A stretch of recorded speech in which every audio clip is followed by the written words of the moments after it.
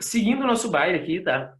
A gente estava encerrando o pré-modernismo na última aula, ficou dois detalhezinhos para a gente ver hoje, dois autores menos recorrentes nas provas, que a gente vai ver mais rapidamente, e já vamos embarcar na Semana de Arte Moderna em 1922. Né? Então, aproveitar esses minutinhos iniciais para repassar aqui esses autores que ficaram faltando ali do pré-modernismo. Tá? Então, vimos, só para retomar, porque é um grupo grande aqui, né? Vimos Augusto dos Anjos, vimos Euclides da Cunha, vimos Lima Barreto e vimos Graça Aranha. Tá? Salvo engano, né? Corrija se eu estiver errado. Então, agora eu vou falar brevemente sobre o Simões Lopes Neto, que é o gaúcho dessa turma aqui, e depois sobre o Monteiro Lobato, que é o chato dessa turma aqui. Tá? Deixa eu puxar o chat para ver aqui, caso alguém fale alguma coisa. O Simões Lopes Neto, tá?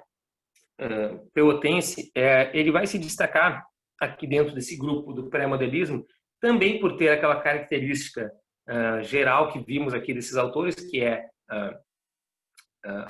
trazer junto, né, na sua literatura, tanto uma vinculação com a tradição literária do século XIX, no caso de Simões Lopes Neto, é notadamente a tradição realista, né, mas apresentar inovações, né, inovações artísticas, inovações linguísticas, inovações temáticas. E, nesse sentido, o Simões Lopes Neto vai se destacar bastante. Tá? A principal obra dele chama-se Contos Gauchescos. Tá?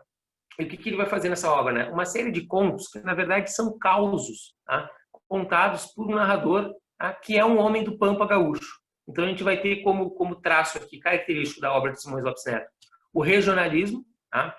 Que já era uma espécie de inovação, né? Falar do cara pobre do interior do Rio Grande do Sul, né? Do Pampa gaúcho, né? Mas, né, vale lembrar que ele traz esse regionalismo através de algumas lendas, de algumas temáticas típicas do Pampa Gaúcho, do cenário mesmo, das tradições do gaúcho. Ele traz esse regionalismo na própria linguagem, é um livro bastante difícil de ler para quem não está acostumado a esse linguajar regionalista. O pessoal que é de CTG normalmente tem um pouquinho mais de facilidade. Né? Mas, né, ele também não é um livro que se restringe a falar só sobre isso, né? Porque, na verdade, a partir desses causos, ele discute temas que são considerados temas universais da literatura ocidental. Então, a questão do amor, do fio do bigode, da coragem, da valentia, da honra, da vingança, da traição, né? Todos esses temas que estão presentes, né, no cânone ocidental da literatura. Então, é um autor conhecido por unir, então, esse universal ao particular, né? Universal por quê? E fala de temas presentes, né, na vida humana, né, desde sempre, né, que toda a literatura traz. Né? Mas ele fala isso a partir de um universo particular, né, que é o universo do Pampa Gaúcho. Tá? Mas qual é o bicho aqui do Simões Lopes Neto? Por que ele é tão bacana, tão lembrado, apesar de início, quando a gente pega as histórias dele para ver, às vezes é um pouco chato por causa desse linguajar, né? Esse linguajar gaúcho às vezes afasta um pouco a gente. Né? O que o Simões Lopes Neto vai fazer de muito inovador é trazer um homem popular, analfabeto, para ser o narrador dessas histórias, o narrador desses causos, o narrador desses contos. Então, quando a gente abre a obra Contos Gauchescos, do Simões Lopes Neto, vai ter uma espécie de advertência do autor, ali, do próprio Simões, que a gente pode imaginar, né, dizendo o seguinte: Patrício, te apresento o meu amigo Blau Nunes, e escuta-o. Tá? E aí, a partir de então, tem um travessão e tudo que vem depois é a fala do Blau Nunes. Tá? Esse homem do Pampa, um homem humilde, já velho, já de idade, conhece vários causos. Tá? A Giovana falando, depois da 10ª vez que eu li, ficou bom.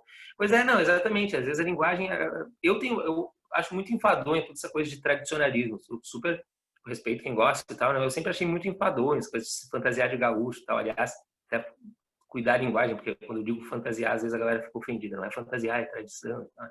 Mas, enfim, tem todo esse folclore mais inventado a partir da criação dos CTGs, né, no século XX. Então, isso é uma coisa que é meio invenção. Né? Existe a cultura gaúcha, existe a tradição, mas essa coisa que os CTGs trouxeram é levemente inspirada no que é a tradição gaúcha, mas tem muito de invenção também. Mas de qualquer forma, total respeito, né? Mas eu tenho um ranço com isso. Tá? Eu não gostava de Simões Lopes Neto, mas depois que tu passa disso, acaba chegando a Giovana falou com respeito. Não, pois é, porque, enfim, nasce de um bom lugar, mesmo isso do CTG que eu estou falando para vocês, que tem muito de invenção, né? Muito respeito à cultura, à tradição, porque a tradição do gaúcho é uma tradição popular. Mas o CTG meio que pegou a tradição da elite e impôs como se fosse popular, enfim. Mas a de qualquer forma vem de um ponto positivo, que é a ideia de preservar a cultura em uma época de disseminação de cultura de massa, né? Então, se não fossem esses movimentos que buscam preservar a cultura e o folclore, que surgem com muita força no século XX, provavelmente a gente estaria mais ainda, né, se parecendo com, sei lá, vivendo como se fôssemos personagens de filmes de Hollywood, né? A cultura dominante, digamos assim. Então é importante preservar a cultura local. Tá? Mas, retomando aqui, então, por conta desse meu ranço com o gauchês, né, eu demorei para gostar de Simões Lopes Neto, mas depois eu vi que tinha duas coisas muito interessantes aqui. Uma é, como eu falei, né, esse esforço de preservar a cultura popular, né, que se perde, né, para os meios de comunicação de massa. Né. Aqui, no caso, era o rádio, né, que começa a entrar com força. Depois, a gente vai ter a TV, agora o cinema, a internet, todas essas coisas de disseminação de cultura de massa, né, elas afetam as culturas locais, os saberes locais, né, as coisinhas miúdas, né, desses povos, né. Mas outra coisa muito interessante aqui é que é esse procedimento narrativo, né? Então, a gente não tem mais um narrador que é culto, um narrador letrado, né? Ele transfere a palavra completamente para um narrador analfabeto, né? E é como se fosse a transcrição da fala, da oralidade desse vaquiano Blau Nunes, tá? Isso é um procedimento muito inovador e vai ser crucial para a experiência da literatura brasileira no século XX, tá? O principal, o mais famoso dos nossos autores do século XX, João Guimarães Rosa, né, com a sua principal obra, que é Grande Sertão Veredas, uma obra, enfim, traduzida e premiada no mundo inteiro, né, ele disse que se inspirou em Simões Lopes Neto para criar o narrador dele, o Riobaldo. A gente vai ver um pouquinho mais para frente ainda. Tá? Porque lá também a gente tem um travessão e um cara popular, né, um cara do interior, no caso do sertão de Minas Gerais, aí, né, falando a história da sua vida. E a história da sua vida é muito do caralho. Né? Então, a influência de Simões Lopes Neto na tradição brasileira, literária brasileira, do século XX é impressionante. Né? Então, lembrar disso, né? Então, essa inovação linguística, trazer um homem do povo com linguagem popular, regional, né? Como narrador dos causos, muito, muito surpreendente, né? E também o fato de que, apesar de ele estar falando, né, do ponto de vista temático, apesar de ele estar falando de temas, né, a partir de um universo particular, a partir de um lugar específico no mundo, que é o Pampa Gaúcho, ele consegue tocar a alma humana, né? Ele consegue falar sobre temas humanos, né? Como o amor. Pô, tem aquele conto do boi velho e tal, que, enfim, também essa coisa da sensibilidade em relação aos animais, tá? Então, são muito a questão da traição, da valentia, da palavra, né? Manter a palavra. Né? São temas que não são só do Pampa Gaúcho, né? Ele conta a partir do Pampa Gaúcho, né? Mas são temas que todo mundo pode se identificar, né? Por isso que eu digo, passando a linguagem, passando o eventual ranço, a gente consegue se identificar e são histórias muito, muito bonitas, sabe? Então esse é o Simões Lopes Neto aqui, mais um desse grupo do pré-modernismo, tá? A URGS, obviamente, gosta mais do Simões Lopes Neto do que o Enem, tá? Mas ele já caiu no Enem também. Então vale a pena saber que ele existiu, lembrar dessas principais características da sua literatura. Isso foi a leitura obrigatória da URGS também. E por fim, o Monteiro Lobato é o cara que vai nos fazer a transição aqui entre o pré-modernismo e a própria Semana de Arte Moderna, tá? Então, o Monteiro Lobato também vai ter o vínculo, né, com a literatura do século XIX, tá? A literatura realista, ele não deixa de ser um escritor realista, tá? Mas mais que isso, a própria linguagem do Monteiro Lobato é uma linguagem muito tradicional, tá? Ele não inova na linguagem. Se ele traz inovações, não é na linguagem. A linguagem é tradicional. No que ele inova, então? Né? Bom, na sua temática, tá? O próprio Monteiro Lobato, tá? Ele vai dividir a literatura dele em duas vertentes, tá? Ele mesmo que criou essa divisão. Uma literatura infantil, que eu acho que é pela qual ele é mais famoso hoje em dia, né? E uma literatura geral, que são sobretudo livros de contos, tá? Essa literatura infantil, ela vai ter dois pontos importantes para a gente, tá? Três, ou melhor. Vamos fazer três, então. Tem um debate que a gente não pode deixar de fazer também aqui, tá? Primeiro, o seguinte, a literatura infantil, né? Desde que a gente tem uma noção de que há uma literatura destinada para crianças, né? Ela é repleta de magia, é um universo mágico, coisas improváveis acontecem, coisas inverossímeis acontecem, tem, enfim, seres mitológicos, seres mágicos, tá? O Monteiro Lobato vai ter isso na literatura dele. Só que ele vai ter o cuidado de, em vez de pegar o príncipe, a princesa, a fada, não sei o que lá, ele vai pegar elementos do próprio folclore nacional, do folclore brasileiro, né? E incorporar essas figuras como figuras fantásticas, como figuras mágicas na sua literatura. Tá? Então, isso também é um ponto bem inovador, né, e bem bacana do Monteiro Lobato. Segundo o seguinte, o Monteiro Lobato é o primeiro escritor infantil brasileiro de que se tem notícia que ele coloca a criança como protagonista da história. Então, é uma história sobre crianças para crianças em que as crianças têm o protagonismo. Tá? E é por isso que ele é muito melhor que muitos escritores infantis que tem por aí. Tá? Apesar do terceiro ponto, né, que eu queria falar para vocês. Primeiro ponto, né? Incorporação do folclore nacional. Segundo ponto, criança como protagonista. Terceiro ponto, né? Tá? A polêmica em torno da obra infantil de Monteiro Lobato, né, que vem ganhando cada vez mais força nos últimos anos. Por quê? Porque é inegável, né, o teor racista de várias obras de Monteiro Lobato. Né? Para a gente não ir muito longe, basta nos pegar, né, Sítio do Pica-Pau Amarelo, a mais famosa das suas obras, talvez inclusive por ter sido transformada em filme, por ter sido televisada, né? Enfim, adaptada para a TV. Né? Então, figuras como a Tia Anastácia, né, e uma certa oposição que entre a figura da Dona Benta, que é a senhora branca, com a Tia Anastácia, que é uma senhora negra, né, revelam, né, esse racismo que, enfim, era manifesto pelo próprio Monteiro enquanto autor, né, mas, enfim, também está presente na sua literatura, né, não dá para ignorar. O que trouxe à tona uma polêmica muito cheia de controvérsias, né, nos últimos anos, né, que é a ideia de a gente tirar Monteiro Lobato das escolas, então, né, pediu-se para que o MEC não desse Monteiro Lobato como leitura, como sugestão de leitura, algumas escolas particulares também, né, que obrigavam a leitura de Monteiro Lobato foram questionadas por isso, né, então a galera alega, não, pô, vamos parar de dar conteúdo racista para as crianças, o que é um ponto relevante, né, que devemos considerar, pô, faz sentido, né? Vamos parar de dar literatura racista às crianças, de repente vamos. Né? Mas que foi logo contestado pela galera que estava dizendo assim, não, peraí, então nós vamos fazer de conta para as crianças que não existiu racismo no Brasil? Né?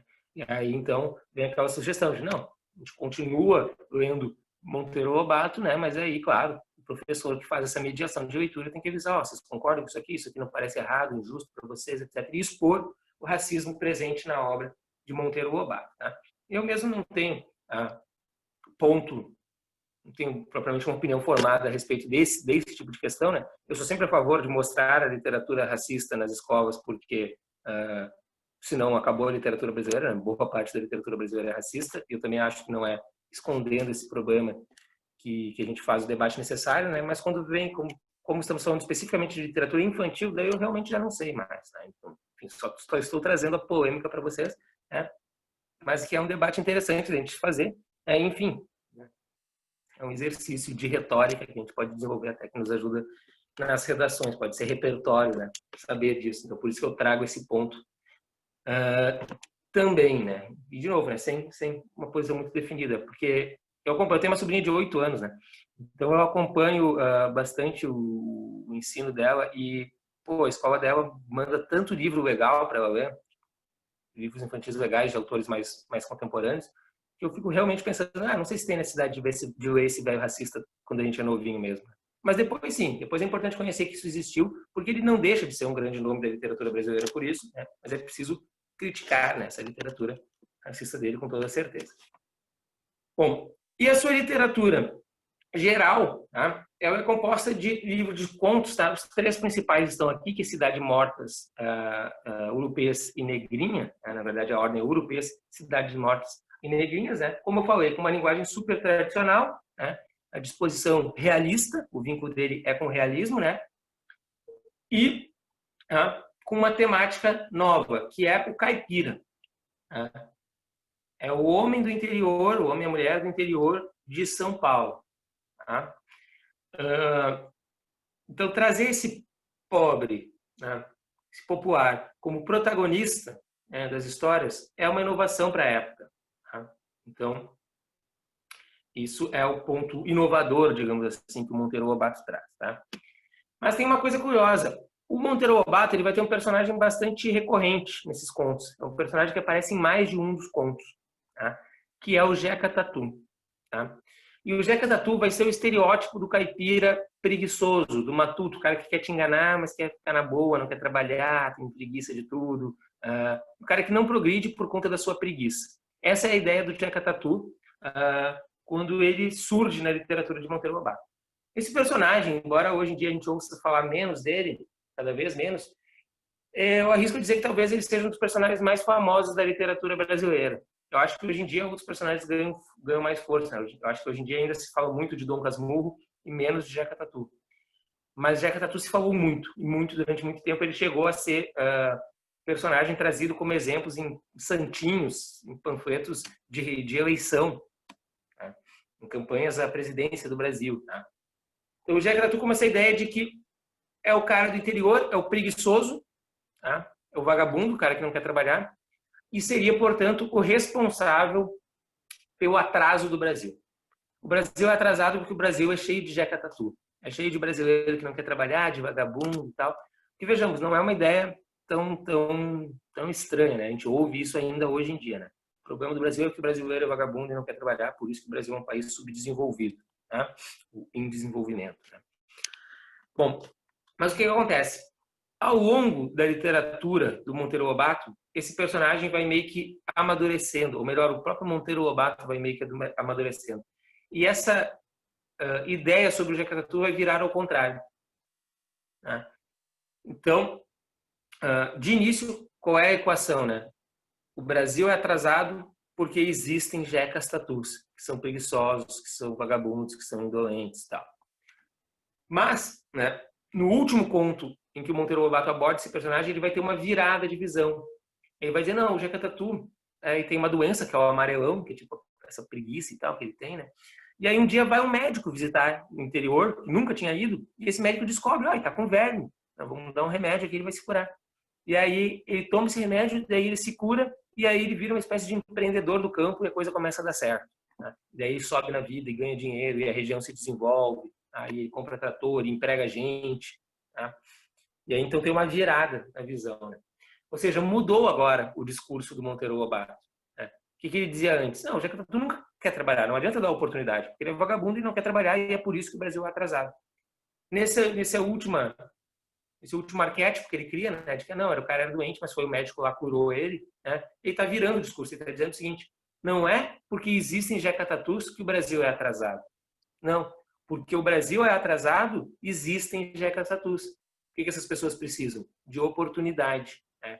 Então, ali, ó, por exemplo, no caso do Jeca Tatu, bastou o Estado tomar uma atitude, né? E daí ter um médico que vai na região dele e ele consulta com esse médico, se cura da doença e deixa de ser vagabundo, começa a trabalhar. Ele não tinha vontade de trabalhar porque ele estava doente. Né?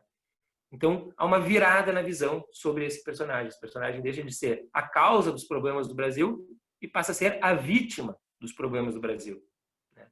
E o exemplo de como, né, se corrigindo esses problemas, né, a população brasileira, né, trabalha e tal, e, enfim, progride, né?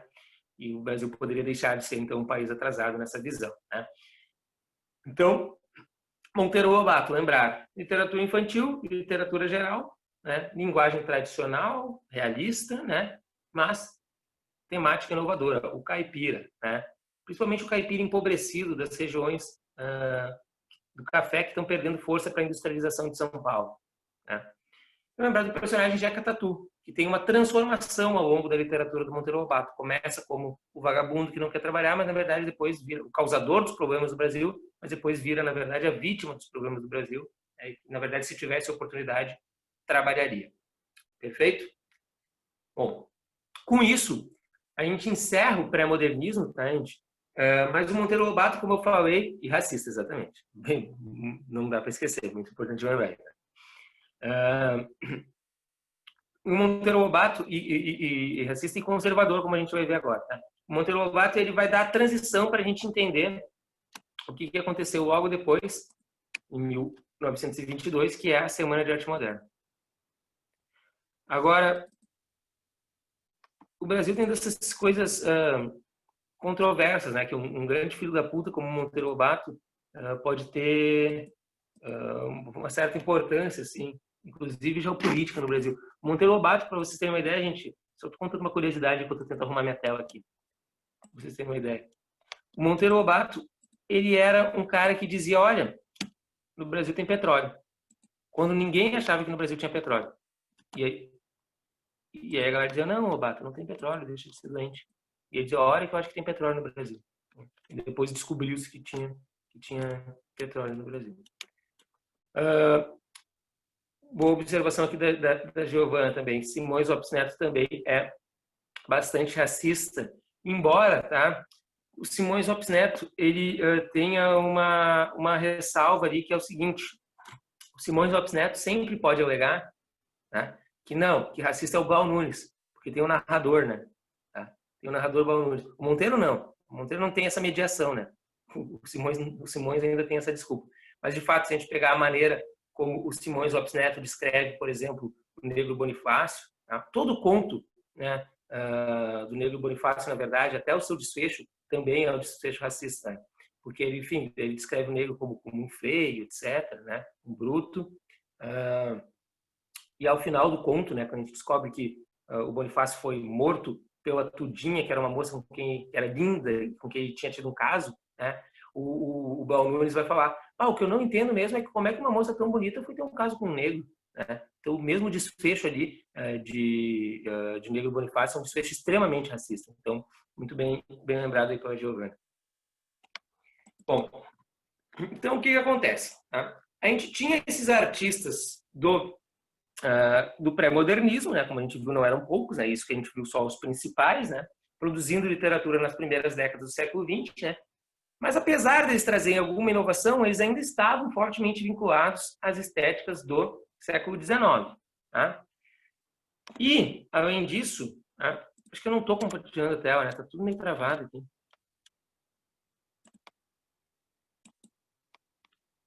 Deixa eu ver. Não sei o que eu apertei. Quando eu vou para o slide aqui da Semana de Arte Moderna, trava.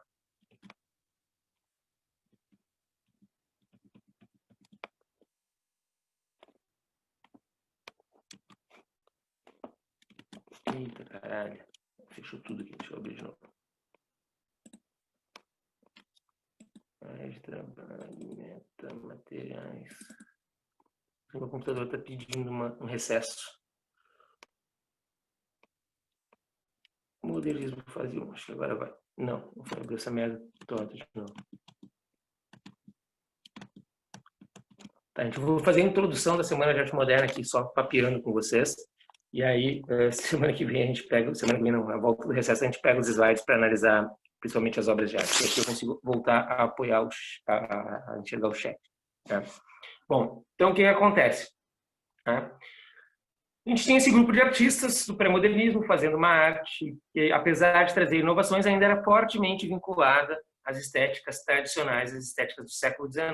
Tá? Bom, né?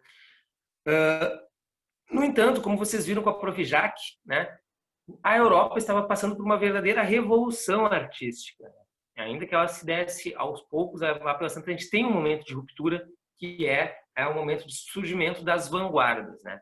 Então, as vanguardas elas vão surgir, né, a partir de uma crise de valores, né, da burguesia europeia, né, e, consequentemente, dos seus valores artísticos também, né? Os seus valores também vão entrar em crise. Quer dizer, a burguesia europeia ela termina o século XIX, né, celebrando como nunca, né? Ela estava no topo do mundo, crente, né, no seu estilo de vida, nos seus ideais de vida, crente que o avanço científico e tecnológico do final do século XIX levaria necessariamente a progresso, tá? Necessariamente a melhores condições de vida para toda a humanidade. Olha, por enquanto a gente vivia uma sociedade muito dividida, muito desigual, né? Os índices de desigualdade social no final do século XIX eram os maiores que havia tido até então, né? Hoje em dia, no início do século XXI, a gente conseguiu superar. A gente tem mais desigualdade social do que no final do XIX, né? Mas lá era o máximo que tinha se vivido, né, até então, desde que se media índices de desigualdade social, né? Mas, apesar disso, né, a burguesia estava muito bem, obrigado, e crente, né, no seu jeito de ser. Né? Tanto que, eu sempre conto isso como exemplo, né, as viradas de século na Europa sempre foram muito contestadas, né, sempre foram muito temidas. na verdade, não contestadas, temidas. Né? Aquela coisa de, o fim do mundo, o apocalipse, quando virar o século vai ter um apocalipse e tal. Tipo o bug do milênio, não sei se vocês lembram. Né? Eu dizia que na virada do ano 2000 ia ter um bug que ia desregular os computadores. Então, por superstição, sempre se temeu. Né?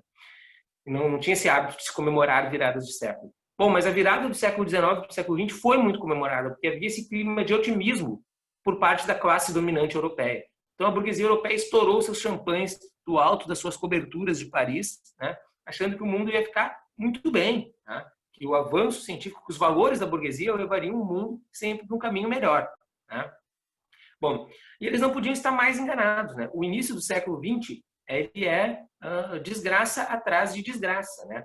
Então, esses valores da burguesia vão entrar em xeque.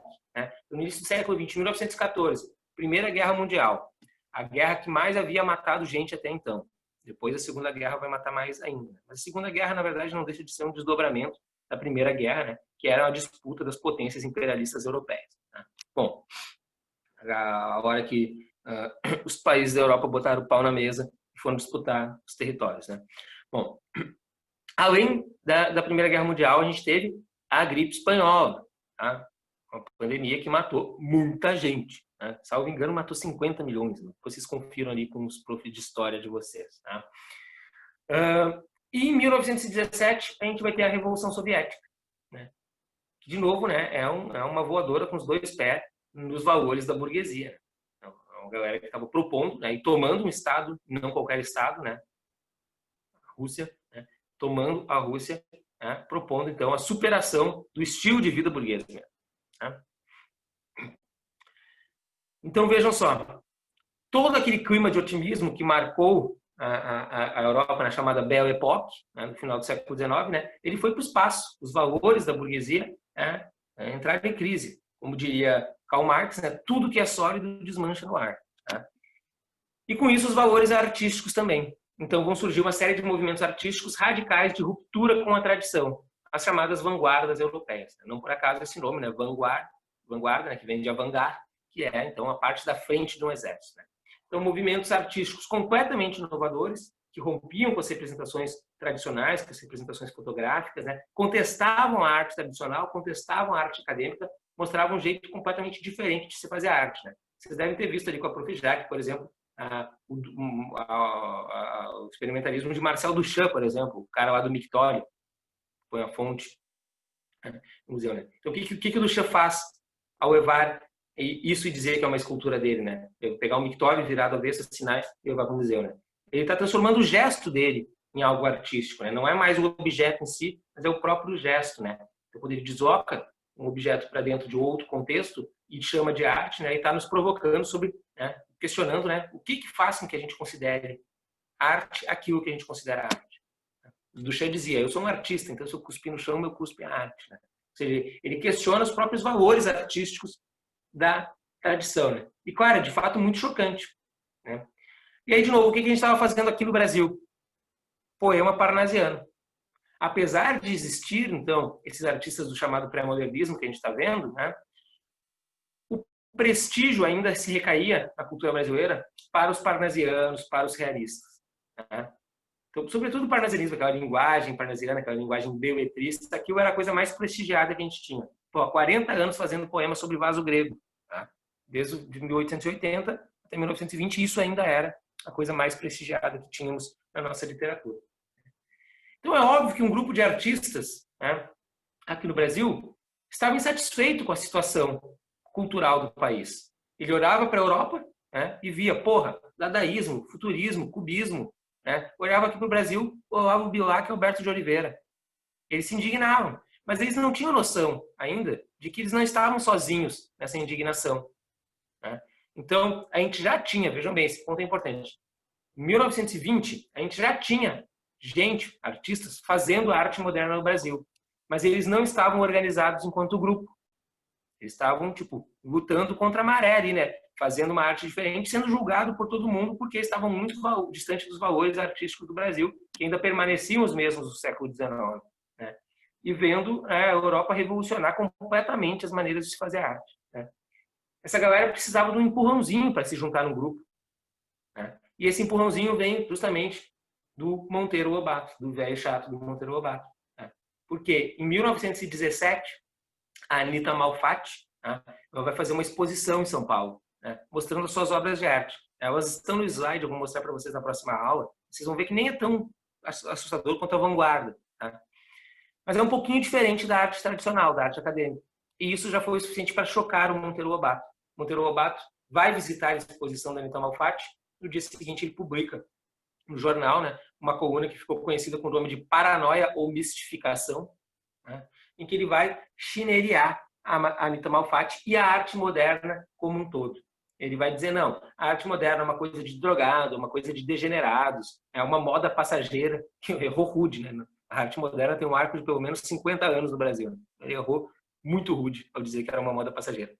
Eram jovens que talvez até fossem talentosos, a Malfatti é até talentosa, dizia ele, mas se entregou a essa moda, né? Essa coisa de maluco. Essa gente tinha que estar numa camisa de força, tinha que estar num hospício, enfim, né? Vai, né, bater a full na arte moderna. Né? Bom, inicialmente isso vai ser trágico para Malfatti, porque ela tinha vendido alguns quadros e a galera vai até devolver. Porque o Monteiro Lobato falou, o Monteiro Lobato era muito prestigiado. Né? O Monteiro Lobato falou que é ruim, então é ruim. De devolver os quadros, então Malfatti teve que devolver o dinheiro, se fudeu. Né? Mas o tiro do Monteiro Lobato saiu pela culatra. Né? Por quê? Porque a partir da defesa da Anita Malfatti, os artistas que já estavam fazendo arte moderna no Brasil resolveram se juntar, começaram a se encontrar, bater papo. Eles estavam dispersos, né? Mas agora eles tinham um inimigo em comum, né? O conservadorismo de Monteiro Lobato. Né? Então isso meio que foi o estopim da Semana de Arte Moderna, juntamente com a publicação de A Cinza das Horas, que é um livro do Manuel Bandeira, também de 1917.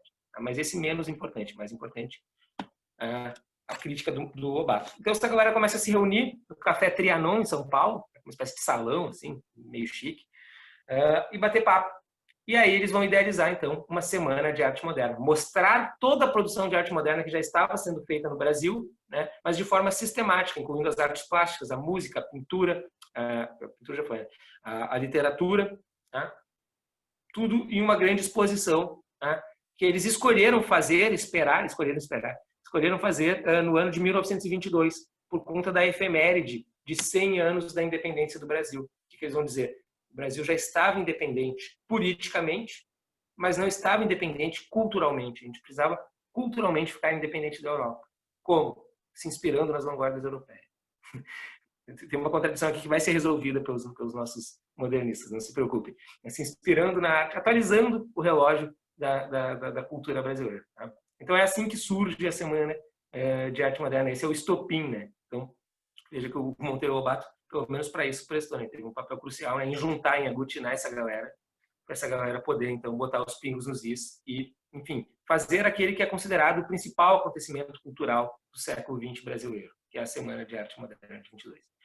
Então, esse é o nosso assunto daí, né? Daí que partimos na nossa próxima aula. Semana de Arte Moderna, eu vou mostrar alguns objetos artísticos que estavam em exposição lá, trazer também um pouco dos poemas dessa galera que marca, né, a primeira geração do modernismo, né, a fase heróica do modernismo, né, a primeira fase, ou primeira geração, ou fase heróica, né, que é a gurizada que faz a Semana de Arte Moderna em fevereiro de 1922. Tranquilo, gente? Então tá. Muito legal poder ver vocês, alguns de vocês aí, pelo menos, as carinhas aí aparecendo.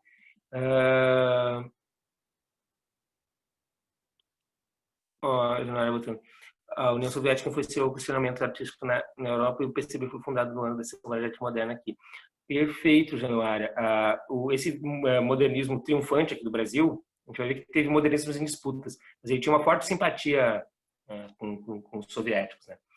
Agora, o lamentável, por outro lado, também, Januária, que depois de algum tempo, né, o partido começou a fazer a arte dirigida do partido, né, e isso, enfim, acabou suplantando, né, todos aqueles questionamentos artísticos de uma espécie de vanguarda mesmo que surge na União Soviética a partir dos questionamentos da arte burguesa. Então, o Mayakovsky diria, por exemplo, né, conhecido como poeta da revolução, né, não há arte revolucionária sem forma revolucionária. Vou propor revoluções artísticas formais, mas que depois acabam sendo perseguidas quando há, enfim, a centralização, né, do partido e o direcionamento artístico. Mas também é um puta debate, porque, por outro lado, né, as vanguardas, a gente tem exemplos de vanguardas reacionárias, né, então,